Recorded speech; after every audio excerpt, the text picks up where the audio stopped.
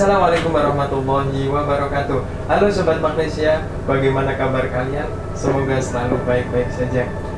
Jumpa lagi dengan saya Ali, dan pada video kesempatan kali ini saya akan mencoba mengulas sedikit tentang produk keluaran terbaru dari Apple yang dibekali dengan chipset terbaru mereka, yaitu chipset M1.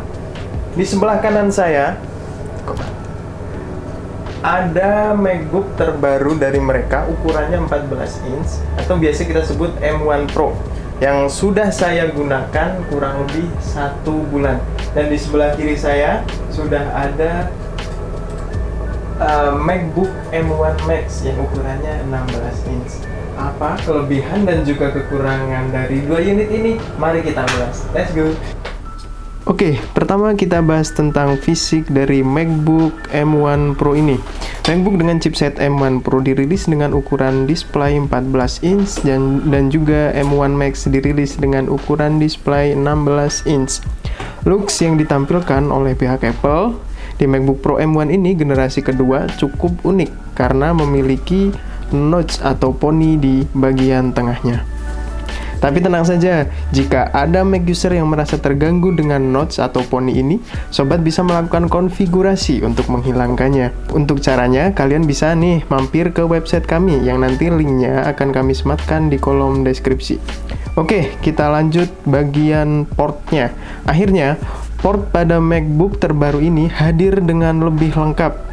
Jadi, sobat nggak usah ribet lagi bawa dongle kemana-mana. Welcome back to MagSafe port yang paling banyak di request oleh Mac user, termasuk saya sendiri. Untuk tipe MagSafe yang digunakan adalah jenis MagSafe 3 yang bentuknya lebih panjang daripada MagSafe 2 dengan input daya maksimal di 140 watts.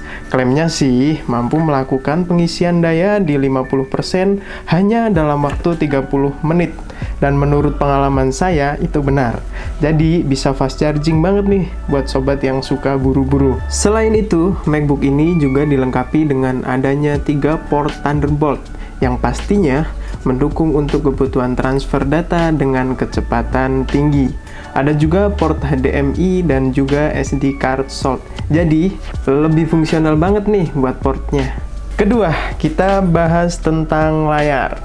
Untuk sobat editor atau gamers, bagian output display di seri MacBook ini bakal lebih memanjakan mata. Bagaimana tidak, hadir dengan layar Retina XDR atau Extreme Dynamic Range atau resolusi aslinya 3456 x 2234 yang mana pada 254 pixel per inch-nya sangat mendukung untuk tampilan 4K dengan rasio kontras 1 juta banding 1 yang akan menampilkan kecerahan yang lebih deep pastinya.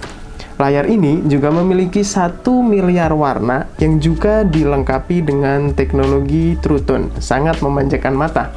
Apple juga menyebut bahwa layarnya menggunakan mini display yang memiliki teknologi ProMotion dengan refresh rate adaptif hingga 120 Hz.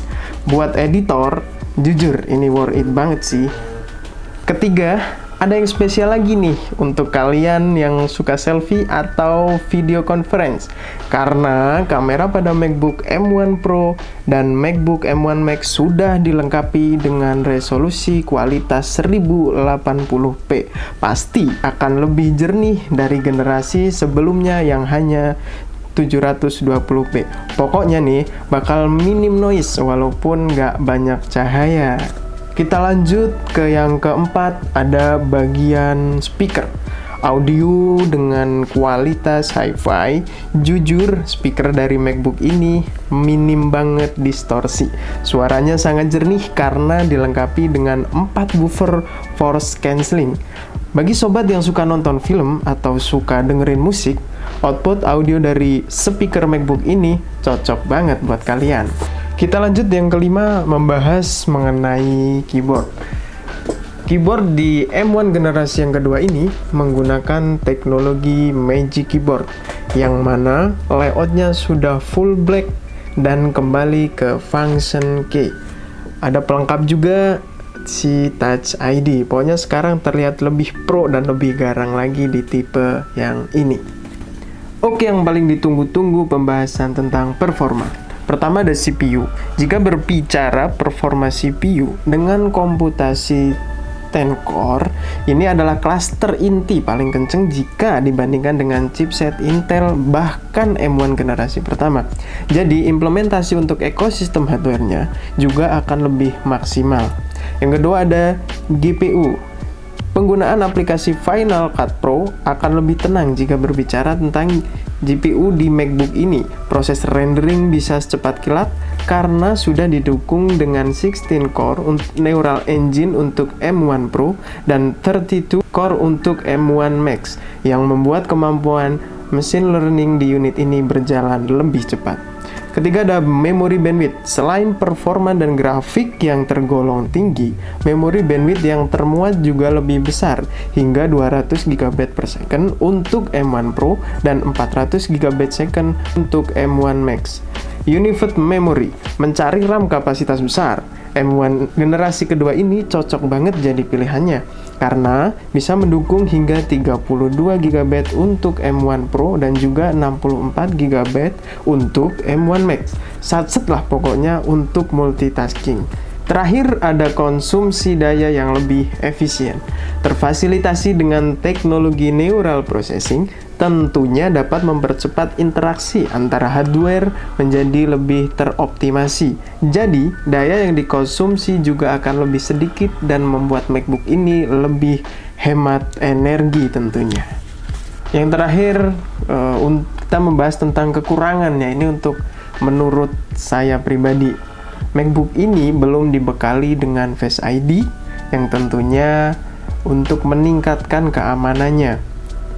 Ya, siapa tahu next time si Apple menerapkan untuk Face ID untuk melengkapi fasilitasnya di MacBook M1 selanjutnya. Dan yang kedua, menurut saya harganya yang masih tergolong tinggi, tapi itu kembali lagi kepada perspektif pengguna. Oke, itu tadi sedikit pembahasan dari saya tentang MacBook M1. Bagaimana menurut kalian? Apakah layak untuk dibeli? Silahkan tulis komentar di bawah. Siapa tahu ya kan nanti dari Magnesia ada mengadakan giveaway yang hadiahnya M1 Pro atau M1 Max. Amin. Oke, kesimpulan yang bisa saya dapatkan dari MacBook M1 Pro ini, MacBook yang ditenagai oleh chipset M1 itu bisa menjadi terobosan atau mungkin kedepannya bisa menjadi trend center bagi laptop-laptop yang lain. Apalagi chipset ini mengedepankan dari segi kecepatan, performa, efisiensi daya sehingga menghasilkan kerja yang lebih optimal.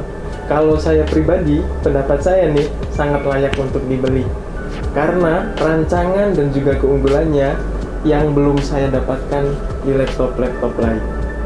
Oke, mungkin cukup sekian ulasan dari saya tentang MacBook M1 Pro. Di part kedua, nanti kita akan membedah masalah skema rancangan hardware si chip M1 ini. Jadi jangan lupa untuk support channel kami dengan cara like, share, and subscribe. Dan akhir kata dari saya, mohon maaf jika ada kata-kata yang kurang berkenan di hati kalian. Terima kasih dan sampai jumpa. Assalamualaikum warahmatullahi wabarakatuh. See you.